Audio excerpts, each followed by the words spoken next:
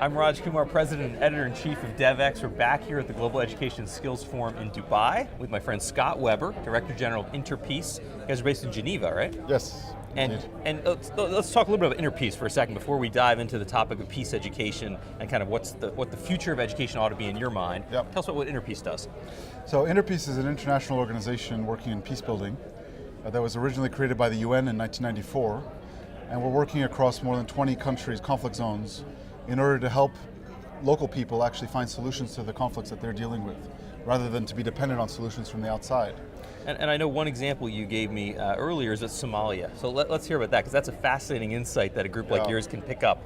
Sure. Tell us what you learned.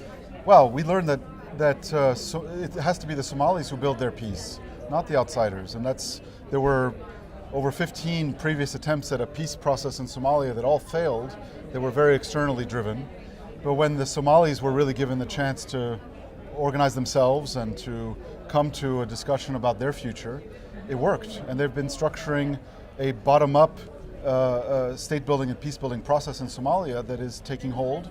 Mm-hmm. Those of us that have worked in Somalia for 20 plus years will recognize the massive progress that they've made. Even if it looks like Somalia still has major challenges, which it does. Sure. There are many parts of Somalia, particularly in the north, that have managed to stabilize and develop more legitimate systems of governance. And they've formed a federal system as well on top of that to bring the pieces together. So this is huge, huge progress, but at the core of it is actually the Somalis' ability to do this. And this is a key thing. You look around the world now, the big underlying trend, so first of all, there's an overtrend, which is things are getting better, right? I mean, you look at lifespans and human health, lots of things are getting, but underneath there's this trend of many societies are fracturing. Yeah. There are many countries that are in deep, persistent states of conflict, and addressing that's going to be the real challenge of getting to the SDGs. That's right where you work. Yep, absolutely. So we're here to talk about education. Tell us, what does the education of the future look like in those societies? How does it actually address their needs and challenges? Well, look, when you're talking about fragmented societies first, let's be clear that 20 years ago when we kind of started in this work, the big trend was to move from international conflicts towards internal conflicts, the fragmentation of societies, civil wars, etc. And non-state actors became a big factor in this in peace building. Today we're witnessing another shift, I think. It started with Iraq, we see it in Afghanistan and in Libya now, Yemen, Syria as well, is that the states themselves are actually fragmenting, and we're going to have to help these societies actually rebuild their states from below, from the sources of legitimacy, not from above with a big conference that'll get together outside Paris and decide the future of a country. Those are not going to work anymore.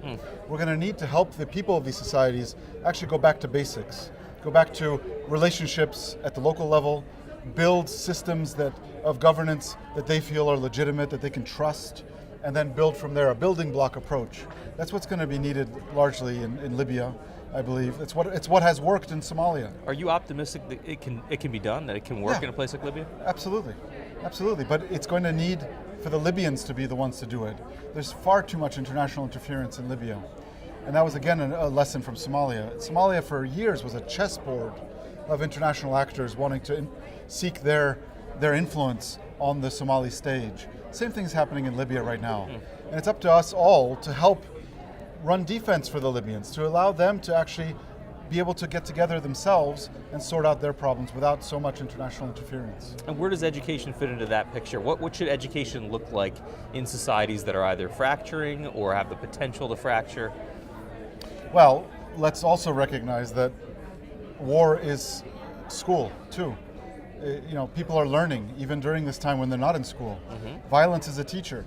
So we have to recognize that as something that we're going to have to overcome. There are over 22 million, I think, according to UNICEF, young people in the MENA region alone who are out of school or leaving school because of conflict. But that doesn't mean they're not learning. So that is part of their real education. Now, if we want to overcome all of this, we have to focus on the values of inclusion in society. Most of the conflicts that we deal with have at their origin some form of exclusion, political, social, or economic exclusion. It's at the core of it. And so we're reinforcing those set of lessons with everyone through the conflicts that then emerge from that. What we need to focus in on is the sources of inclusion in society and have an educational system that will be reinforcing messages of valuing diversity, of knowing how to manage one's emotions, of education around managing the toxic masculinity. You know, there are toxic forms of masculinity that are reinforced in our societies and our communities that have to be educated differently. We need to help people understand how to work together to solve problems in a multi-stakeholder way, and not just see authority as something that dictates from above, but rather understand how to engage people in the process of problem solving. These are all values, I would say, that are, it's not about math, it's not about kind of what's often called cognitive education. These are soft skills. These are social skills. These are emotional intelligence skills. I would say are as important, if not more important, than traditional technical skills. And what's fascinating, we're having a lot of discussion here about the future, and a big component of that is really robotics and automation. Yep. And what do you need to learn to be successful in that time? And a lot of the focus does come back to these non-cognitive skills, because automation will, in some ways, do the math for you, do the science for you. Not that you don't need those skills at all, but but these non-cognitive skills are something uniquely human. Absolutely, absolutely. And I think, you know, there's an old saying that you hire someone for their technical skills, but you end up letting them go for their lack of emotional intelligence. And I, you know, working with a lot of CEOs today, I see that they become CEO generally because they were good in the marketing department or in the sales department, etc. But when they get to become CEO, what's going to make them a good CEO has nothing to do with their skill sets in marketing and sales. It's about their ability to work with a diverse set of stakeholders, a board, a set of customers, the media, staff, etc. And so it's those soft skills are really at the heart of what is going to make leadership improve. It's going to, but not just in business, but in society. Our problem is that our political systems are still organized and oriented in such a way as to reinforce values of kind of top-down decision making, the singular individual who made the difference. Any city we go to, do you see a statue to a committee? No, we have statues to individuals. We're holding up, and this is education. Everything in our society speaks. The way that we value people speaks. The way that we behave and communicate speaks. And in this context, we're not valuing collaboration and the ability to collaborate or to facilitate change. We always want to promote that individual who was the amazing person who did the extraordinary. They never did that alone, any of them. You're right. Now, before you go, I just want to ask you, thinking about the future, because this is all about the SDGs and 2030, that's kind of the future-facing element here at the Global Education and Skills Forum. You work at the international level. There are a lot of international donor agencies here. There's the multilateral development banks, the bilateral, some big private foundations. What do you want them to do differently as they think about funding education for the future? Is it peace education?